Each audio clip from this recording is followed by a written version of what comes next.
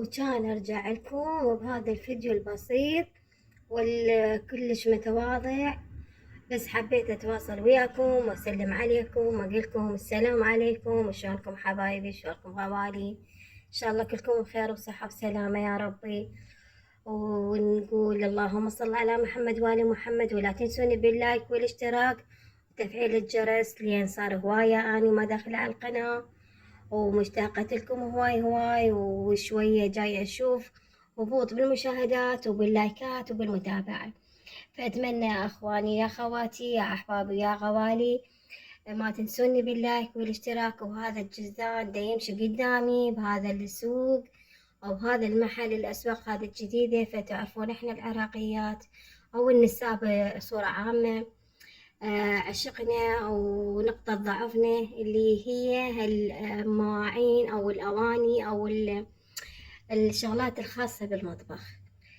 فإحنا هنا كنا أمشي وصدفة لقيت هذا المحل فاتحين جديد كانوا، وحبيت أخذ فيه جولة. بس بصراحة ليش أقول لكم، شوف مع العلم الجزار مالي كان يمشي قدامي وقال لي افتحيني طلع الفلوس واشتري، بس هالمرة صرت أني كلش قوية وما طلعت ولا فلس وما اشتريت من هذا المحل. لأن بصراحة ليش أقولكم أني ما اشتريت شي مو عن فد شي، بس الكل اللي شفته موجود وما محتاجته وما مو ضروري أشتري. المهم فأني هنا طبعا هذا الفيديو كان قبل فترة كنت بصورته وبالاستوديو كان ماخذ بالركن بالارشيف، حبيت انزله هسه، بس حبيت اتواصل وياكم واشوف اخباركم، وحبيت اشوف بعد من اللي يتذكرني ومن اللي ناسيني.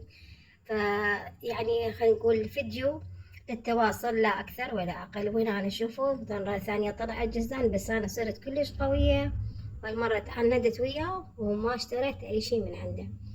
الشاقة وياكم ليش اكذب عليكم. هنا انا شوف بعد ما اخذنا جولة باستراحة، هذا هنا مثل كافتيريا صغيرة للنساء بعد ما يفترن بالسوق ويصرفن فليسات ويخلصن الفليسات مالتهن ويضوجن شو خلصنا شو اشترينا.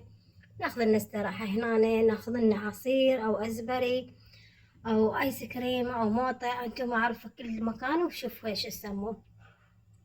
فهنا نعود احنا اللي ما مشترين شي شغلات بسيطة. احنا طبعا دا اشوفكم ايام الازبري والعصاير الباردة بالصيف.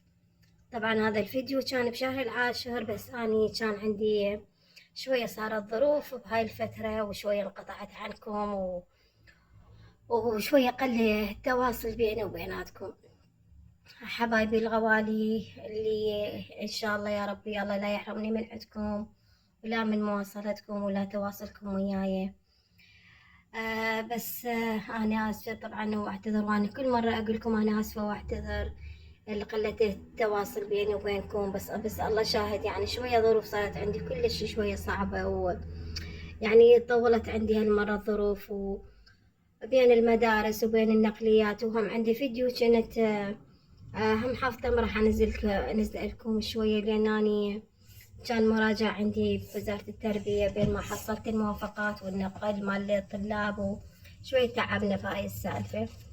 وبعد انه خلصنا من هنا وما اي وانه قلت لكم بعدين صارت شوية عندي صحتي شوية تعبت، والمهم الحمد لله على كل حال وتعرفون لي قاعد ايجار فما يستقر بمكان واحد، وصار عندنا تحويل بالسكن، وهم شوية أخذ له فترة من عندي. والمهم يعني ما أطولكم بالحكي، فشوية صارت تأزمت الأمور عندي، يعني كل شغلة صارت فوق الشغلة، ونقول الحمد لله على كل حال، وإن شاء الله خلصت وعدت، وإن شاء الله يا رب من هيجي أحاول أتواصل وياكم وأعيد نشاطي وأشوف متابعتكم وتتابعوني إن شاء الله من جديد ونكبر كنا سوا. وأنا أقول هنا وأقول لكم مع السلامة وفي أمان الله.